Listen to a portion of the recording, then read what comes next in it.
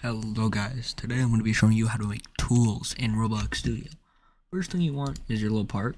You can already have a part.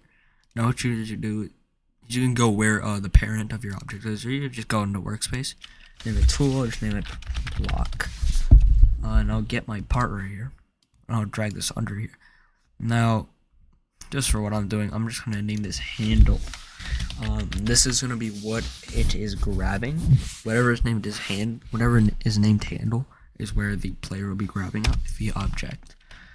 So you can either put this in the workspace and have a player walk on it to pick it up, or you can put this in the starter pack, which will basically make it start in the player's inventory. So I will be doing this, so I can show you.